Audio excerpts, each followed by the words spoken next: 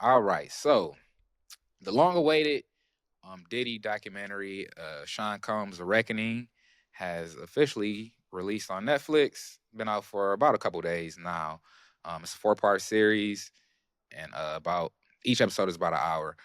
But I got a chance to watch the whole thing. You know what I'm saying? Like once I started it, I really couldn't, put it down because Yeah. like the way they shot it was just it was incredible, man. Um, the I don't want to get into like the salaciousness of the allegations and talk about baby oil and all that stuff because like I don't think that's compelling or interesting in any way, shape, or form. But two things that really stuck with me throughout the documentary. One of them was Diddy just was a weird dude. Like he will always want to take somebody's girl, just like I guess possess people, be in power. So like that was a running theme throughout the whole thing. So you got Kim Porter. Kim Porter was with I'll Be Sure, I I'll be believe. sure. Yeah, with I'll Be Sure. You got Misa was with Eric Sermon. You got Cassie was with Ryan Leslie, and I think they even might have talked about somebody else throughout it. But that was like Suge. an underlying who? He tried to get Suge's girl in Atlanta. Oh yeah, try to get her too. Mm. That was like a running theme throughout the whole documentary was him just wanting to like take somebody's girl, and it could be like a litany of different reasons, you know what I mean? Like um power, it could be sex addiction, it could be a multitude of different things. That nigga just Um don't respect women. or don't respect women. Obviously, that's That's the easy really one what too. it is. But and that's kind of where I was gonna go. Because his relationship with his mom was so different compared. It wasn't a mother child relationship, and obviously a big part of that is because he lost his dad. His dad was killed when he was really young. So the relationship he had with his mom was like that's her. I don't want to say like no incestual type stuff, like that's her boyfriend, but you know what I mean. Like you're the They say man of the she was house type thing. overcompensating. She was overcompensating for the There you father go. not being there, and There that's you Well, yeah. Puff served like a surrogate man of the house role for her, and she wanted him to hold that position. Like it seemed like raised him to hold that position. Yeah, 100%. Like, cause they was talking about how, like, how she would dress him up. Like, he dressing him up like a grown man, treating him like a grown man. Like, he was in these parties that she was having where it was like dancers, drugs, alcohol, all this type of stuff. And NBA he was, players. yeah, NBA players. And they would tell the kids, come on out here, come on dance. You know what I'm saying? Like, they were the entertainment for these, Do that dance drug she be dealing doing. pimps. That little TikTok dance she be They doing. did that little dance. You know what I'm saying? I was like, bro, that is kind of nuts. You know what I mean? Like, that is like his life started so fast. And this is not me like trying to like, excuse anything he done, but it's really just a like that was an eye-opening and point for me was that theme of him just his relations with women, especially like in a romantic sense, where he just really wanted to possess them and also wanted to like get at the dudes who whose women they were, you know what I mean? Or also I guess his drive, his determination to get things he maybe shouldn't have or that he think are unattainable or whatever it is. That was just the interesting thing throughout the documentary for me personally. I thought that was great. Yeah, this first case was crazy because they said he was showing the video of him with the girl at a party, and as soon as they brought that up, I was like, "Damn, that's like Rico and paid in full."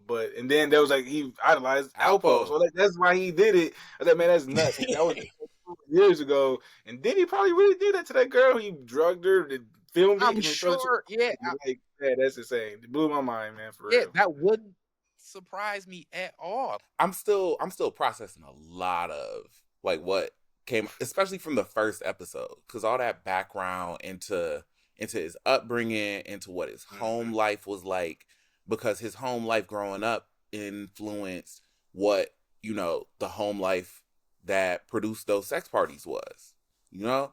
So like what he was seeing with NBA players and disco, right? Like the genre of the most excess. Like we doing all the drugs, we doing all the dance, we doing all the partying. Like he was raised in that. And what's wild, and I think especially to your point, like not leaning into the salacious parts of the documentary, I think what's really important about this documentary, because I think it's really good and it gives you a lot of information, gives you a lot of background perspectives from people who was really close to Puff. What's most important about coming out of watching this documentary, bro, what do we learn so we don't let people like him become heroes again? Because that's what he was. He was like a hero to the hood. He was a hero to black folks. He was putting out music that topped the charts, even though he might not have been the creative mastermind behind it. He was involved and like he knew how to move pieces in a way that had the most impact. And people respected him, revered him because of that. But nobody really like checked it. It was crazy when he got fired by Andre Harrell. When he fired him, that was unexpected. I didn't know that either. But he got a lot of his ways from Andre Harrell too. Like the way he treated his artists, like shit, like wouldn't pay him and stuff like that. He got that from Andre Harrell as well. So, and I'm sure he was like a father figure. That's why he was just wanting to do everything he did. Just like Alpo was recording girls and playing them at parties. So he's just a master manipulator, man. And it's crazy that a lot of this stuff blew my mind for real, for real. Yeah, they did touch on that, like that he would basically get his whole idea of what it is to be a man, like from these, drug dealers, super rich people, executives, whoever. You know what I'm saying? Yeah. Oh yeah, I forgot about that The part. Mac, They did say Superfly. that. Bro, They did. can bring I that up. can I tell you that like I saw that coming a mile away? For Just from the real. way, like as I was watching like the first 10 to 15 minutes of that documentary, I was like, yo, this is just about to be a history of exploitation. Like the story of Sean Combs is a history of exploitation. Like his daddy was revered for exploiting addicts in the neighborhood. His mama exploited their son after he died for their survival. Um, and then obviously he learns that the way you survive, the way you win is by exploiting other people. So like of course he's raised by blaxploitation movies. Of course Superfly and the Mac like pimps are all he cares about. He said like in clips in the documentary, like when he read about his dad, he was like, "Oh yeah, that's how I knew I was destined for great things. My dad was a Yeah. gangster. He was a hustler." And like Mhm. I'm gonna live the way he would have wanted me to live, Yeah. and And he did. that is what like the Mac is. Like those are the superheroes, the pimps, the drug dealers, you know what I'm saying? Anybody involved in any really illicit behavior and that's getting money, no matter the means of you getting it. Like actually it's probably more of a badge of honor if you are getting it through exploiting somebody. If anything, you know what I'm saying? Like you ain't looking up to the carpenter or whatever, the business owner, or, you know what I'm saying, whoever it might be, getting their money through legal means. It just was eye opening. I guess I just didn't know about a lot of this stuff. Even I guess a lot of this stuff kind of have been like bristled over. So the CC New York that happened, that celebrity basketball tournament where nine or 10 people ended up being killed. Oh, Like he's I the never first heard Travis about Scott. that. He's the first Travis Scott. Yeah, Astroworld yeah, before real, the real. world. That's the I first did thing not I know thought that. about. That's the first. I did hear about. I used to hear about that like years ago, but I never like did any investigating or anything. It kind of was like I said, it was kind of just like bristled over, like it happened and Yeah. whatever.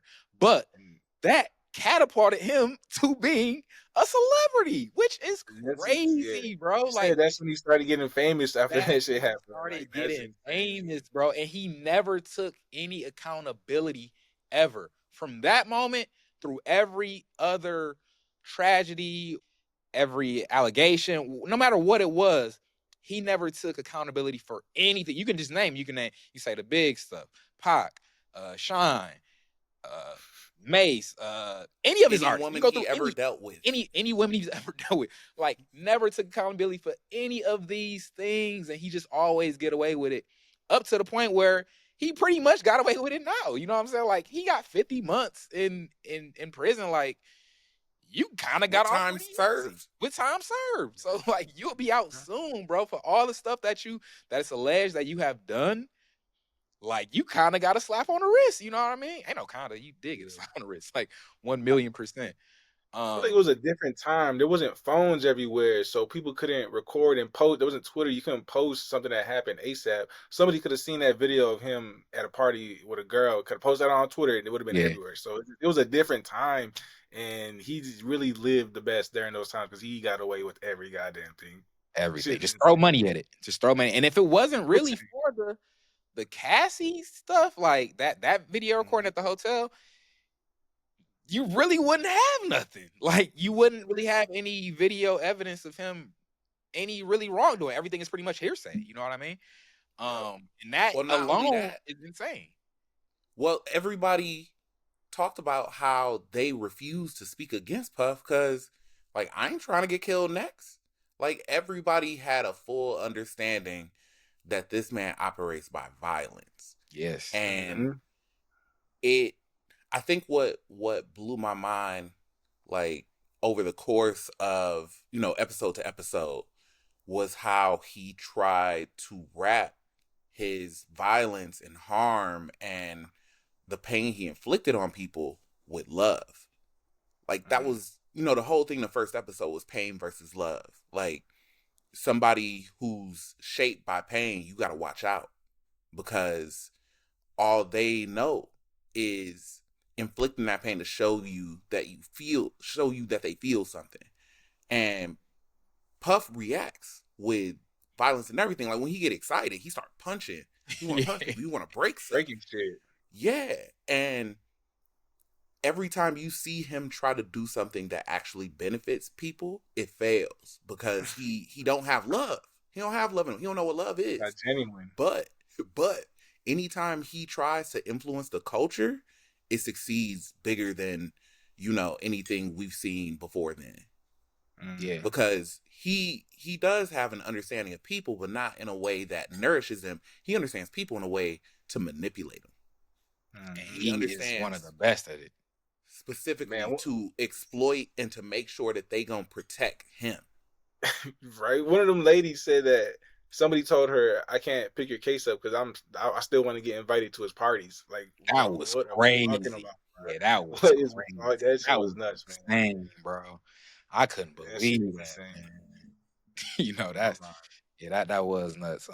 But he has like a whole career of getting bigger after each tragedy, after each thing that happened. So you got the CC New York stuff that happened where the 10 people died. You got Biggie, obviously, Pac, the Shine thing, Danny Kane stuff, like the band, he gets bigger after like even like the whole the Biggie stuff to where you can't say he did it, but bro, you are complicit. Like bro, you wasn't trying to help him. You wasn't trying. I don't know if he like set it up to like get him killed. I ain't about to say all of that, but you were criminally negligent in like trying to help him or save him in any way, shape, or form, bro. No way around. Bro, think about this. Think about how evil you have to be to see that cats on the West Coast is doing something really dope, and you like, all right, I'm gonna copy them, and then to start beefing with Suge, then incite gang war in Suge's hometown, get Suge killed, and then be like, "Big, we going to LA now. we about to record this album. I'm about to change the name of the album after you die. Oops." Anyway, yeah, bro, no, he paid for his own funeral. That too. Like, what the fuck are we doing? You are gonna have the biggest funeral ever, but I'm not gonna pay for it. You're gonna pay for it. That's crazy. But you don't need the money. Him also, you might be all right. He also ran that flight to the UK and was like, "No, we can stay here." Like, that's what made you complicit in the I don't know. He's the Joker of hip hop, bro. I don't know if you paid somebody or set this whole killing up. I can't prove that, but you are 1,000,000% complicit in him being harmed. Like, because you brought him there. Biggie wanted to go. Biggie wanted to leave. They had a flight set up, bro. Like, he was about to go to the UK. Like, You ain't gonna worry Man, about running no Crips out there. Like you was safe. You that, went to pretty much that the safest flight, place you could go, pretty that much. flight They would have speak changed the English out there world, too. man. Like you straight, Flight would bruh. have changed the world, man, for Yeah, real. super flight. But I kind of disagree with you said, Dress. Only a little pushback on that. If he wanted him gone, he was gonna get him gone. That's what Diddy did. You know what I'm saying? That's what Diddy's good at. So if it didn't happen Hmm. then, it was gonna happen later. You know what I'm saying? So, Hmm. but Another thing, I didn't know BIG meant business instead of game. Just a little I side didn't know note that I either. wrote.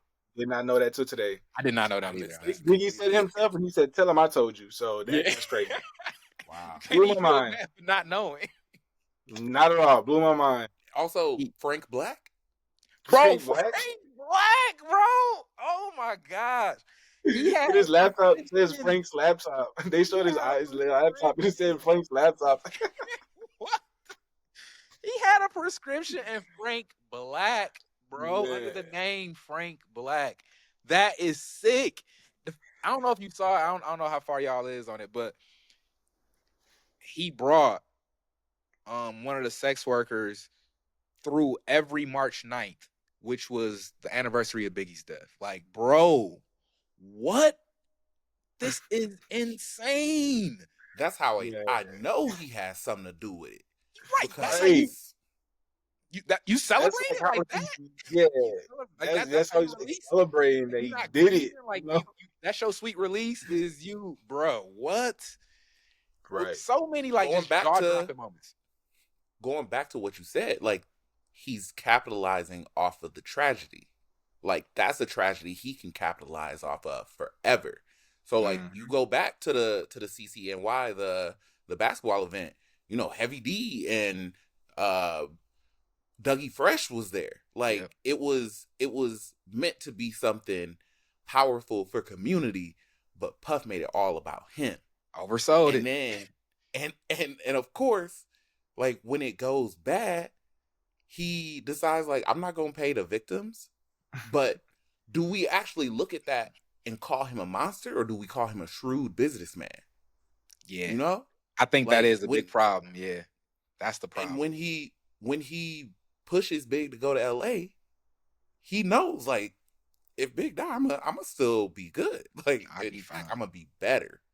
And And Big was so negotiating too, they had said, and he said they gave Big everything he wanted, basically, like no pushback, like you get all of this, and then he died like, shortly after, which is it's crazy. So that's another big part of the whole documentary too, is like, bro, there are too many of these.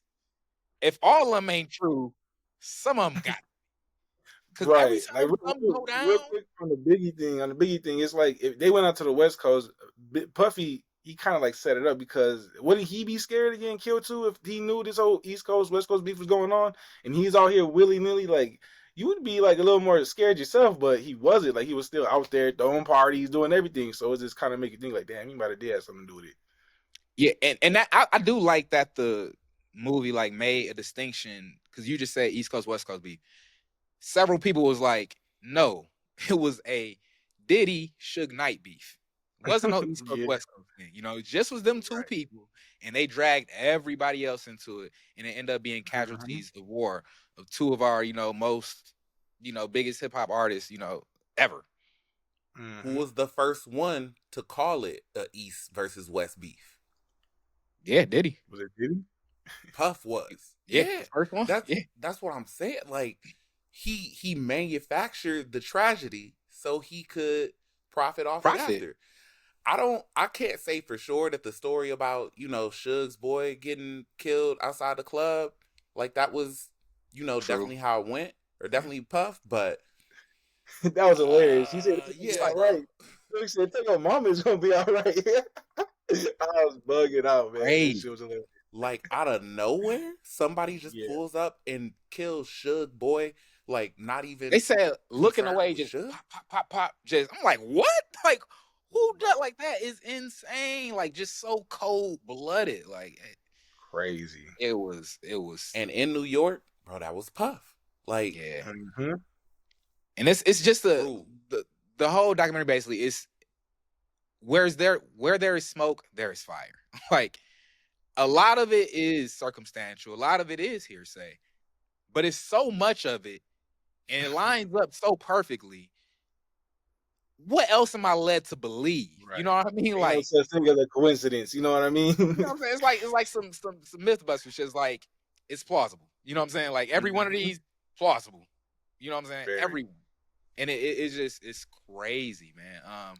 But another one of the things that really like caught my attention was the similarities of his case and OJ's. So OJ Made in America is like one of my favorite documentaries ever, and one of the parts in that documentary is they covered how I think it was like OJ's lawyers, like they sent people through OJ's mansion, like during the trial, to change everything in his house, like change the pictures, like make it super black because they knew that they had black people on their side for OJ, which is a whole lengthy discussion that we don't really have enough time for. But basically, you just taking black people's doubt and them being fed up with the police and using that in your favor. So they did it with OJ, and it was interesting for me to see how they did the same thing with Puff, like how he went back to Harlem and he was, bro, when he stopped for every single picture, that every time somebody asked him to take a picture, bro, I was like, yo, this is like clearly he knows what's going on. Like he's clearly just being a salesman.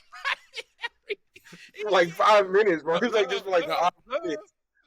Bro, 5, 10 minutes just chilling. Bro, like really kicking it with the people. You knew like he is like milking this. He's using it as currency. You know what I'm saying? Like to work in his favor.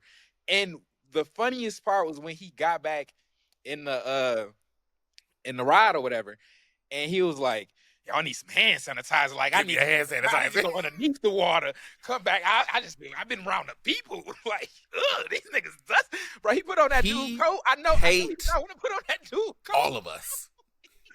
He was like, ew, I was with the brokies. The Ugh, like pores the surrounded me. wars.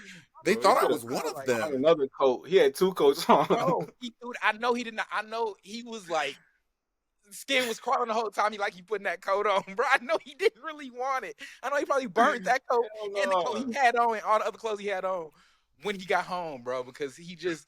But that was so funny to me. And the bigger part of that, which isn't funny, is that like throughout the whole trial and stuff, like it's people outside the courtroom, like saying like he's not Bad guilty. boy Like for they life. bad boy for life. Like they just trying to bring down a black man. He was about to buy NBC, whatever the case is. But the biggest problem Oh with my that god. is these crimes were against black people. So it's like you want to just save him because like he made some of your favorite songs maybe, or he just a big star and you just like kind of caught up, you just start struggling, you like, no, they can't bring a black man down, you know what I mean? But you missed the point of like a lot of his evil doing was against other black people, you know what I mean? Like you trying to save him, but you saying, F you to all the his victims and all the carnage he caused, which is that was like a just a crazy thing like that I noticed. I got a question for you. You said that Diddy's case reminded you of OJ case. Which Diddy case? Oh yeah. the Uh, mo- the most recent one that he just got convicted of. So yeah, that is a good point though, because he had you, many, so you many saw who his cases. lawyer was for the case in 2001? With Sean? Who was it? Johnny Cochran. Oh yeah, Oh, yeah, well, yeah, yeah. That makes all the sense. Yeah, yeah. No, Yeah, for sure. Yeah, yeah. yeah. He was. Yeah, even back then he was. Employing these tactics. You know what I'm saying? Just buying. And they even said like his lawyers for his most recent case, he hired 8 lawyers, the dream team. You know what I'm saying? God And they damn. absolutely are the dream team because he got off on that. You know what I mean? How could he lose? How could you? His assistant, his assistant, her name Capricorn. She said in the documentary, she was like incensed that he didn't like have her back because he ended up firing her or whatever. And she was so angry. She was like, I've basically had your back all this time. I didn't even want to tell on you because like you are so much to the culture. She said she was like trying to protect the culture. I'm like, bro, do y'all hear yourselves? Like, do y'all know You how doing the most crazy damage to the culture y'all by not speaking up. sound, bro? Like, what Right. are you talking about? Like, it was just shocking. Like some of the, and she was one of the ones in the case, to wrap it up, in this case that a lot of the jurors had doubt about. And I get why. If you saying shit like that, I get why. You know what I mean? It would be I doubt want to go back around to you. that though.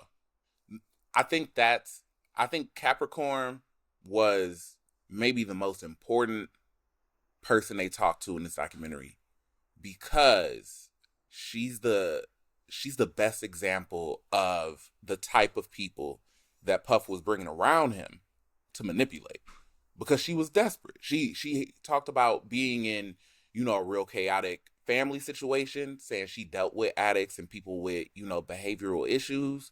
So this is somebody who is in a desperate situation, knows that you can change their life. And so make them feel like they're your friend, like, oh yeah, I'm a look out for you, I'm gonna take care of you, but you gonna look out for me. You gonna be loyal to me. You gonna protect everything that I have, that I've built, because you have nothing without me having mine. She was she was true. also the one who was like, I'm mad that I even have to think about this again because I would have been happier, just hiding it and pretending like it never happened. Like, I'm mad y'all making me have to relive this. That's crazy. And it's because, from an individual level, she got over it. Yeah. But now that there's like accountability coming back, it's like, no, you gotta actually think about what was your part in this. And I feel like the most important thing that we come away from watching this documentary with is the solution ain't to find who's the perpetrator, who can we blame this on. The solution is, how do we make sure that this way of treating people, of like building people up so you can use them, because that shit is super normal.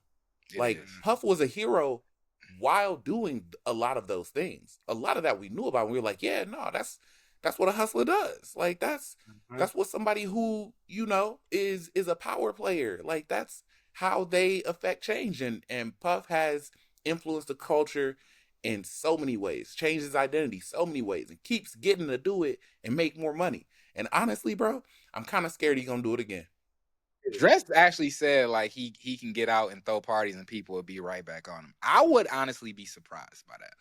I would be very shocked if he could pull it off once he get out. Don't be surprised, brother. That was, maybe I'm naive, man. I don't know, but that would It's really like surprise the me. dude that helped co-founded Bad Boy with him after he said he baptized Diddy's son after he knew he was beating his girls, and he was like, "Am I a part of the Diddy cult?" You know what I mean? Because I looked past it and I baptized his son. Like, am I part of the Diddy cult? Like, what I just did is just do it. So it's crazy, man. Insane. And he strong armed him out of his 25%. You know what I'm saying? And Like, a baseball bat, bro. Came in with a baseball bat. Like, hey, I need that from you. I'm gonna give it back though. I'm gonna give it back. Man, I feel bad for that dude. You wasn't getting that back. That's messed up, bro. Like, your homie who really built this stuff for you. And honestly, I ain't gonna lie to you. When they said to split, like, it was like his homie get 25 and his mom, he put the other 75 in his mom because he didn't want to pay the victims of the CC New York shit. I was like, that's kind of a lot. That's a pretty big percentage. Like, that's a lot. Like, that was surprising that he like gave him that much, but it made sense because it don't matter what he would have gave him. He would have ended up getting it back regardless. Like, he could have gave him 50%. It was his regardless. Take it back. No matter what, it could have been 5%. He was gonna take that shit back to where it was 0. You know what I'm saying?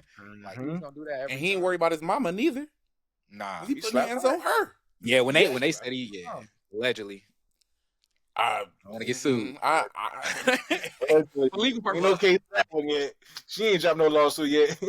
Yeah, nah. I don't think there's any room for us to be surprised that this man slapped his mama. Oh no, I wouldn't be surprised. Hell no. He slapped everybody. Everybody. And they said that too. Like, he would hit somebody, and when they're on the ground, he would kick them. Like, bro, you really kicking people? Like, and he doing it to women. You know what I mean? Like, that lets you know, like, just rage, man. Just rage. He slapped his mom. he slapped his mom because they was basically arguing about him taking accountability for the shit he did. He was like, Yeah. nah, I ain't doing that. Never. He's a Crazy. wild boy. One of For the things real. that like kind of made me like chuckle, like every time an episode begins and ends, they'll put up like, he was charged with these things, and it just made me think. I remember you were conflicted. Like every time I saw that shit, I would say that to myself. I remember you were conflicted. You, I mean, you know that was a 50 Cent idea. We Every gotta remind bro, the you good beginning and time. We end gotta of remind you. every episode, bro, he made sure You he put know that that was disclaimer 50's or input. whatever. That's the Like, only hey, input 50 had. That's the only input he had, bro. that shit was hilarious, bro.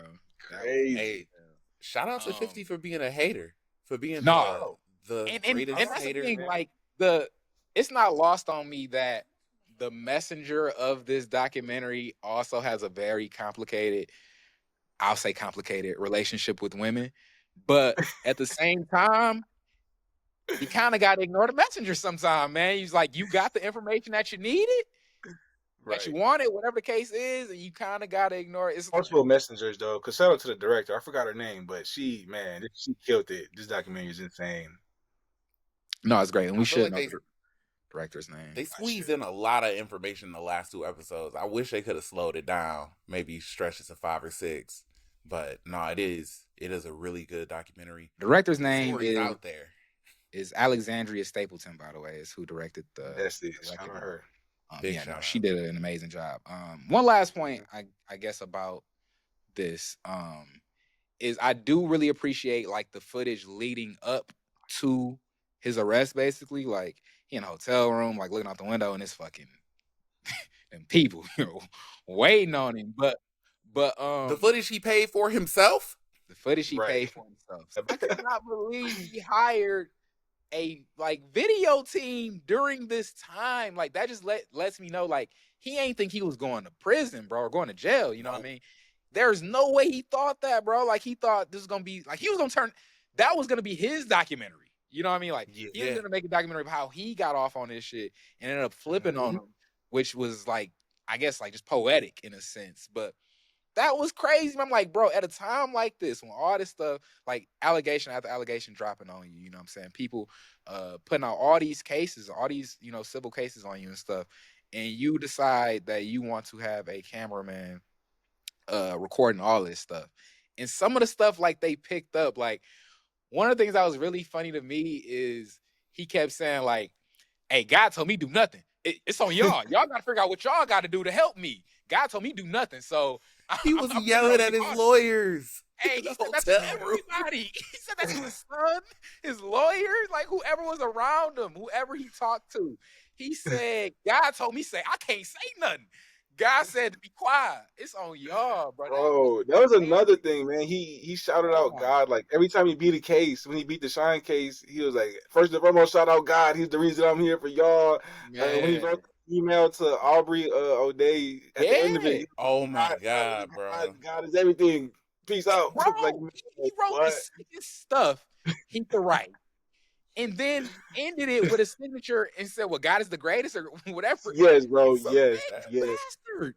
What is yes, bro. wrong What with the this fuck, dude, man? man? Bruh. Crazy. Hey, That nigga gotta you know stay what locked was up. He's a you know what's the best example of what you're saying in that footage that they were doing like the 5 6 days before he got arrested.